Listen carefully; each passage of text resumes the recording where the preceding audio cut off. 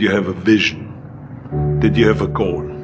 Because without that vision and without that goal, again, you're drifting around and you're never going to end up anywhere. People don't become successful just by accident.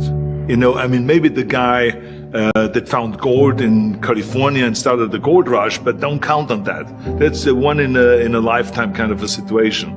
So you got to really have a specific goal, and to me, to have that vision that I want to be Mr. Universe, that I want to be the greatest bodybuilder of all time.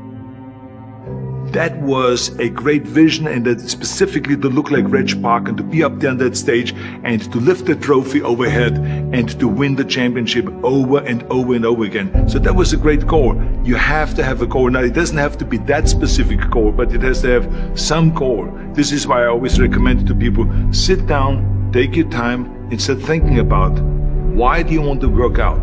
What is your goal? And that can be as crazy as it is. It could be, I want to impress girls. If that's your goal, so be it, but it motivates you. It could be that you're emulating a certain, bodybuilder or a certain football player, a certain boxer, whatever it is. Have those pictures put all over the wall like I did when I was a kid. I put pictures of Reg Park and of Sonny Liston, of boxers and of Ali and of powerlifters and weightlifters all over my bedroom, wall. So that every day when I go to sleep, every day when I wake up, I look at those pictures and they motivate me. You need that motivation, and then therefore you have this kind of imprint in front of you all the time, and you know exactly what you're chasing.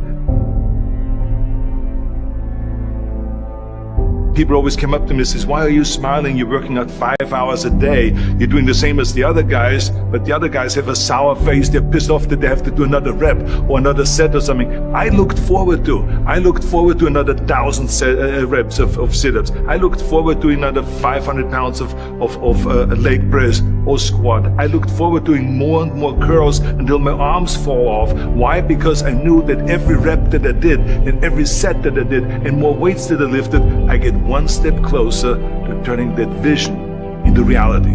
So I was turned on by that. I was excited. I couldn't wait to get to the gym.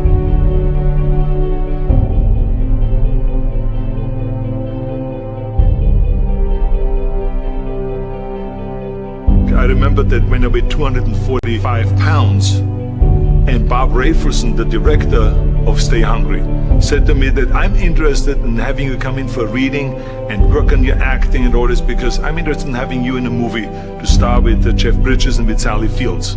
I was delighted about that, and I was excited, and I started pumping up more and more. And then he said, but I don't want you to weigh more than 210 pounds.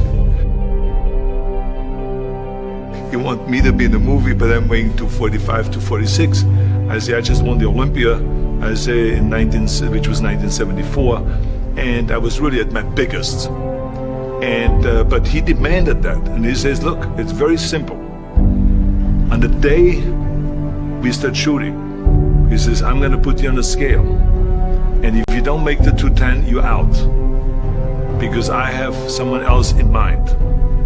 And I worked on it. I started visualizing myself very clearly as a lean athlete, because that's the only way I could lose that weight and all of a sudden get interested in running more, because up until that point I ran like 3 miles after training or before training or whatever, but now all of a sudden it was 5 miles, 6 miles, 7 miles, 8 miles, and they even ran mini marathons in order to lose the weight, and I did everything with high reps, and I was watching my diet, what I eat and all those kind of things. But the day before, I remember we were in Birmingham, Alabama. The day before I was at the YMCA with Bob Raferson.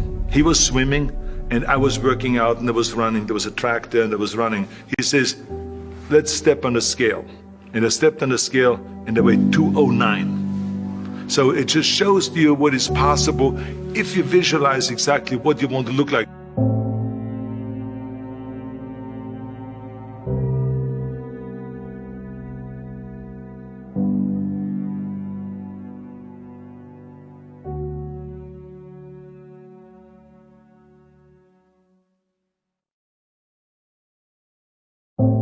And there was no room for any kind of like, well, I can't get my act together or anything like this, because there's only a certain amount of time. But the key thing again is have the clear vision.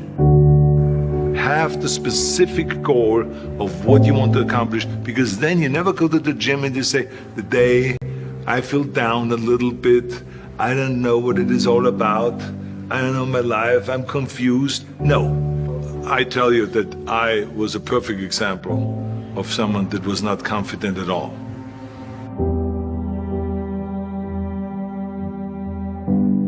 I mean, when I was a kid, I was just like any other kid. I had my hang-ups and problems and all this.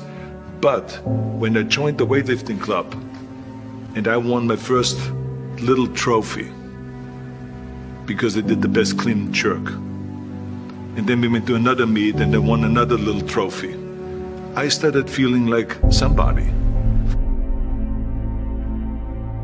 But the bottom line is, everyone can use the same method, because I used it in politics, I used it in making money, I used it in everything that I've done in the movie business. When you have one little victory, little victories add up, and that is what gives you then ultimately confidence.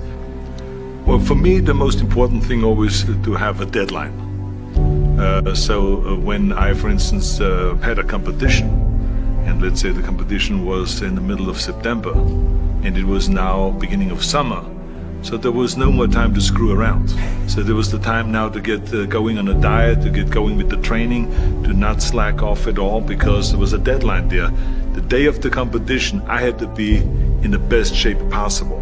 And I knew that if I come to the competition and I lose because I did not schedule my training the proper way, or I didn't have the right frame of mind, or I didn't give everything, literally worked my butt off, I would be just so angry. So I never wanted to be in that situation. So this is why it was very important to pick that time and to say, this is when I have to be in top shape, then I work towards that. But it's not just with the competition. I mean, it's the same in the movie business. I mean, to me, it was always a big advantage when I said, okay, my movie starts on April 1, and I have now 3 months, so I have to get really in great shape. So you pick those times. It could also be that you have no movie and you have no Mr. Olympia or no Mr. America, no Mr. Universe coming up or any of those things. But you say to yourself, the summer starts in June. I'm going to go to the beach in June, and at that time I want to be in great shape. So that creates an urgency that makes you really start training hard and taking it seriously. Because if you don't have a specific plan, then you wander around. I mean, you can have, as I've told you many times, the best ship or the best plane in the world, but if you don't have a specific goal where you want to go and when you want to get there, you just drift around and you never get anywhere. So this is why it is so important to create that urgency and have a specific time when you want to be in shape.